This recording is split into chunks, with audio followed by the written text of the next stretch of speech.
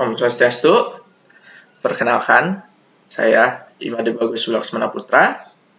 Pada kali ini saya akan mencoba menjelaskan mengenai terapi cairan. Nah, jadi daftar isi dari terapi cairan ini, saya akan nanti menjelaskan mengenai definisinya, kemudian fisiologis cairan tubuh, kemudian cara menentukan terapi cairan, dan juga cairan yang kita berikan selama operasi atau cairan perioperatif. Nah, definisi. Terapi cairan adalah upaya untuk memberikan cairan ke dalam tubuh manusia untuk mencapai perfusi jaringan yang normal dan juga menjaga keseimbangan kinerja tubuh. Terapi cairan ini sangat penting dilakukan karena melihat kondisi pasien apabila kekurangan cairan maupun kelebihan cairan dapat menyebabkan mortalitas pada pasien. Kemudian kompartemen cairan di dalam tubuh kita, jadi fisiologis manusia terdiri atas 60% air, jadi 60% dari manusia itu air dan 40% itu dari selnya. Kemudian total cairan tubuh yang 60% itu 40%-nya terdapat di intraseluler atau di dalam sel, sementara 20%-nya terdapat di luar sel atau ekstraseluler. Dari 20% yang terdapat di luar sel, 5%-nya itu terdapat di dalam pembuluh darah atau intravaskuler, dan 15%-nya terdapat di celah-celah antasel atau jaringan interstisial. Nah, cairan tubuh juga berbeda berdasarkan usia kita. Jadi bayi baru lahir memiliki sekitar 75% air di dalam tubuhnya, lebih tinggi dari jumlah cairan pada dewasa. Kemudian bayi usia 1 bulan 65%, untuk orang dewasa 60%, dan pada cairan pada orang tua itu turun menjadi 50%. Nah, cairan itu mengalami pertukaran di dalam kapiler. Cairan itu masuk dari kapiler ke dalam jaringan, ke dalam interstisial sel. Kemudian dari interstisial itu oksigen dan nutrisi akan masuk ke dalam sel dan akan memberikan sel nutrisi yang dibutuhkan untuk melanjutkan aktivitas. Nah, setelah nutrisi tadi diberikan, cairan tersebut akan masuk kembali ke dalam kapiler, terutama di kapiler vena, berisi sisa-sisa pembuangan dan juga CO2 dari sel. Dan pertukaran ini hanya dapat terjadi di kapiler.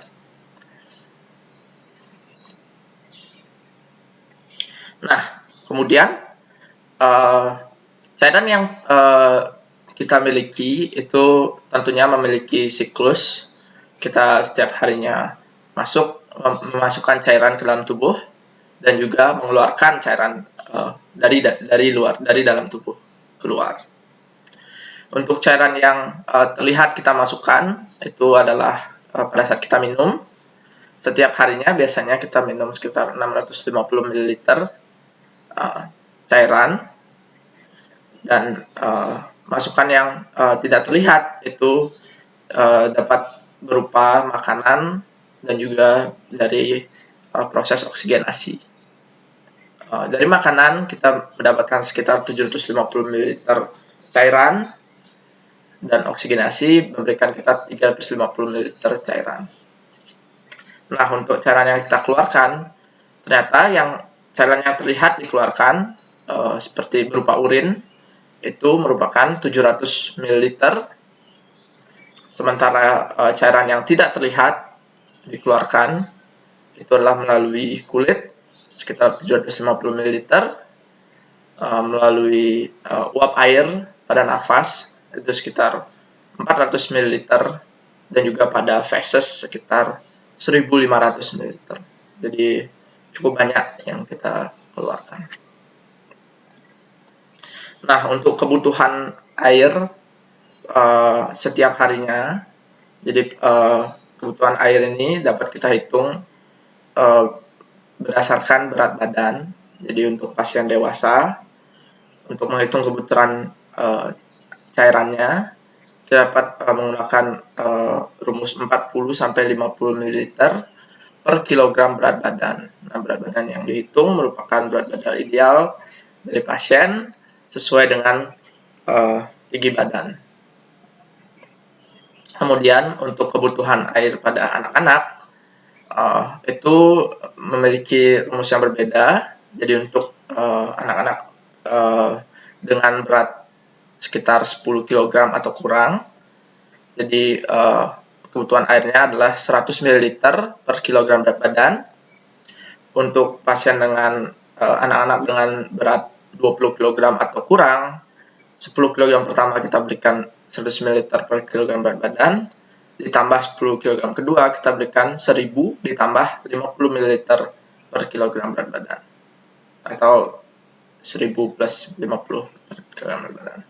Untuk pasien dengan berat lebih dari 20 kg, kita akan berikan 1500 ml ditambah dengan 20 ml per kilogram berat badan. Nah, selanjutnya saya akan melanjutkan dengan terapi cairan, terutama cara menentukan terapi cairan. Jadi terapi cairan ini yang kita akan berikan itu kita harus tanyakan apa sih tujuan yang kita melakukan terapi cairan. Apakah untuk resusitasi, apakah untuk rehidrasi pada pasien dehidrasi, atau untuk maintenance. Kemudian selain kita melihat dari cairannya, kita juga melihat dari kadar elektrolitnya. Jadi pada pasien apakah elektrolitnya mengalami gangguan atau kekurangan, itu kita tidak nanti pilihan cairan yang kita berikan akan berbeda dengan pasien dengan elektrolit yang normal. Dan kemudian bagaimana distribusi cairan, apakah pasien shock tidak dapat mendistribusi cairan ke perifer atau distribusinya masih normal. Nah, terapi cairan pada umumnya dibagi menjadi dua, yaitu terapi resusitasi dan terapi rumatan. Jadi pada terapi resusitasi kita biasanya menggunakan kristaloid atau koloid. Terapi resusitasi ini dilakukan sebagai pengganti cairan dan nutrisi yang hilang akibat kehilangan akut dari cairan, seperti pada pendarahan akut kita akan berikan resusitasi cairan. Sementara untuk rumatan kita akan lebih menggunakan elektrolit atau cairan nutrisi. Terapi rumatan ini ditujukan sebagai pengganti cairan dan nutrisi yang hilang secara normal. Jadi sehari-harinya pasien mengalami kehilangan cairan yang normal, itu digantikan dengan terapi rumatan. Nah, jenis cairan yang dapat kita gunakan, kita dapat klasifikasikan menjadi cairan kristaloid, yaitu cairan yang berisi zat-zat molekul yang kecil seperti elektrolit dan tidak mengandung glukosa. Kemudian cairan yang kedua merupakan koloid, yaitu cairan yang memiliki zat-zat dengan molekul yang besar seperti protein dan juga glukosa. Nah, kemudian yang ketiga, cairan nutrisi, cairan yang berisi makronutrien yang dibutuhkan tubuh seperti lemak. Nah, ini adalah beberapa contoh dari jenis cairan yang kita dapat gunakan. Yang pertama adalah NaCl atau normal salin, yang kedua adalah ringan laktat atau RL, yang ketiga adalah dekstosa 5% atau gula 5%. Nah, jadi perbedaan kristaloid dan koloid ini tentu saja cukup berbeda, penggunaannya juga berbeda. Jadi yang pertama perbedaannya, kristaloid memiliki berat molekul yang kecil sehingga sementara koloid memiliki berat molekul yang besar. Kristaloid didistribusikan dengan cepat, jadi setelah kita berikan langsung akan terjadi perbaikan pada pasien. Sementara pada koloid distribusi tergolong lama, namun koloid akan dapat bertahan lama pada pasien sehingga menghasilkan stabilitas hemodinamik yang lebih baik. Kemudian kristaloid tidak akan menyebabkan gangguan faal hemostasis, sementara koloid berpotensi mengganggu faal hemostatis. Kristaloid biasa digunakan sebagai pengganti cairan dehidrasi dan pendarahan yang biasa, yang tidak masif. Sementara koloid biasa kita berikan untuk mengganti darah, itu apabila terjadi pendarahan yang masif. Kemudian kristaloid diberikan pada pasien dengan takaran 2-3 kali dari jumlah pendarahan. Jadi apabila perdarahan terjadi sekitar 100 ml, yang kita berikan kristaloid adalah sekitar 200-300 ml. Sementara untuk koloid, jumlah yang diberikan akan sama dengan jumlah perdarahan yang terjadi. Kemudian untuk kristaloid tidak memiliki reaksi anafilaktik, dan pada koloid dapat terjadi reaksi pada pasien-pasien yang memiliki reaksi anafilaktik. Kemudian pada kristaloid dapat menurunkan tekanan onkotik, sementara koloid stabil dalam menjaga tekanan onkotik. Dan yang terakhir, untuk kristaloid harganya murah dan koloid cukup mahal. Nah, ini kita akan melihat bagaimana distribusi cairan yang kita akan berikan. Jadi untuk ringan latat atau normal salin, cairan yang kita berikan kebanyakan akan berada di jaringan interstisial di antara pembuluh darah dan sel. Kemudian ketika kita berikan koloid, cairan akan tetap di dalam pembuluh darah, sehingga koloid dapat digunakan untuk mengisi pembuluh darah sebagai pengganti darah. Dan kemudian apabila kita berikan cairan yang seperti dekstosa, cairannya akan justru masuk ke dalam sel. Nah, kemudian hal tersebut dapat dijelaskan berdasarkan sifat cairannya. Jadi cairan dapat bersifat isotonis, yaitu cairan yang memiliki osmolaritas yang sama dengan fisiologis tubuh, yang tadi berada pada jaringan interstisial, itu seperti contohnya normal salin atau NaCl 0,9%, ringan latat, dan juga plasma light. Kemudian untuk cairan hipertonis, cairan yang memiliki osmolaritas lebih besar dari cairan fisiologis tubuh. Contohnya adalah dekstosa 5 normal salin dan dekstosa 5 NaCl normal salin setengah. Kemudian untuk cairan hipertonis merupakan cairan yang memiliki osmolaritas yang kurang dari cairan fisiologis tubuh. Contohnya adalah dekstosa 5W dan juga normal salin setengah atau NaCl 0,45%. Nah, terapi cairan ini juga kita berikan salah satunya pada saat operasi. Jadi selama operasi, pada preoperatif, pada saat operasi, dan juga pada postoperasi kita dapat memberikan terapi cairan. Jadi untuk cairan preoperatif ini kita berikan sebagai pengganti cairan pada saat puasa sebelum tindakan operatif. Jadi pasien akan disuruh puasa. Untuk puasa makanannya biasanya akan 6 jam sebelum tindakan, dan puasa minumnya sekitar 3 jam sebelum tindakan. Jadi cairan yang akan kita berikan itu untuk mengganti cairan yang hilang pada saat puasa.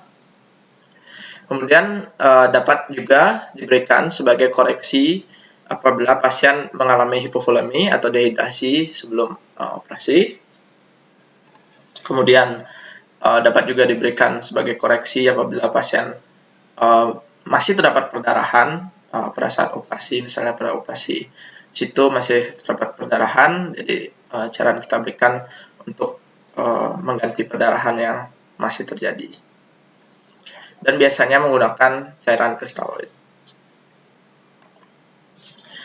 Kemudian untuk cara memberikan cairannya, kita menggunakan rule 421.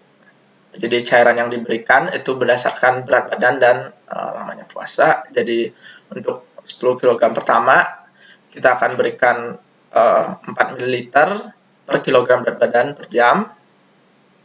Untuk 10 kg kedua kita berikan 2 ml per kilogram berat badan per jam. Dan setiap 20 kg berat badan kita akan berikan 1 ml per kilogram berat badan per jam.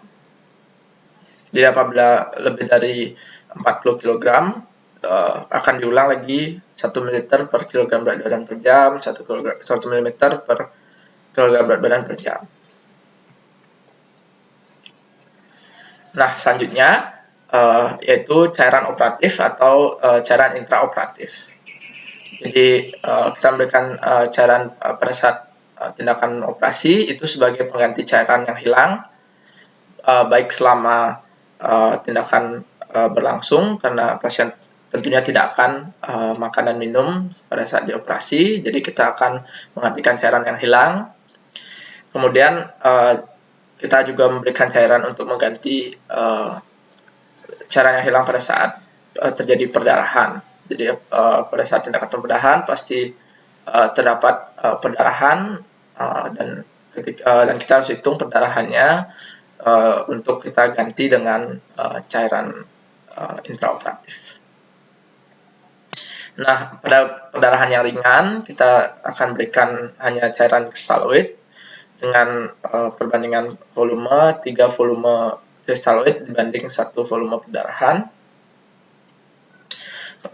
Namun apabila perdarahan terjadi berat, kita dapat berikan koloid atau mungkin dapat langsung diberikan transfusi darah dengan perbandingan volume 1 kali 1 volume perdarahan.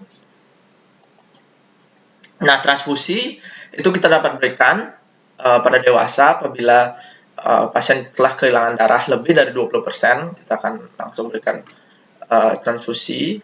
Mungkin dapat berupa whole blood biasanya, namun apabila pasien masih baik mungkin bisa digunakan PRC. Kemudian untuk anak-anak atau bayi mungkin kehilangan darah lebih dari 10%, kita sudah harus memberikan transfusi darah. Nah, pada saat tindakan bedah, kita juga harus mengganti cairan yang hilang, dinamakan dengan aturan third space loss, jadi cairan yang hilang pada ruang interstisial. Jadi cairan yang kita berikan adalah sekitar 2-4 ml per kilogram per jam untuk operasi ringan, operasi bedah minor. Kemudian 4-6 ml per kilogram per jam untuk operasi sedang yang menimbulkan perdarahan yang lumayan, seperti pada saat partus. Kemudian untuk kemudian 6-8 ml per kilogram per jam kita berikan untuk operasi bedah mayor atau bedah dengan perdarahan masif, mungkin seperti bedah vaskuler yang terjadi perdarahan masif. Nah, setelah kita melakukan tindakan, pasien akan masuk ke ruang perawatan, bisa RTI atau ICU. Nah, di sana kita akan memberikan kebutuhan cairannya kembali melalui terapi cairan, mungkin di infus. Tujuannya adalah memenuhi kebutuhan cairan karena pasien masih belum bisa makan, jadi kita harus berikan menggunakan infus. Kemudian kita juga dapat memberikan cairan untuk melakukan koreksi apabila terdapat kekurangan cairan, elektrolit atau nutrisi yang terjadi pada saat tindakan. Kita dapat bayar pada saat pasca operasi. Dan kemudian kita juga dapat memberikan terapi untuk mencegah terjadinya hipovolemi atau dehidrasi pada pasien. Baik, sekian yang dapat saya jelaskan mengenai terapi cairan. Saya akan tutup dengan Paramasanti. Om Santi Santi Santi Om. Terima kasih telah menonton. Sampai jumpa.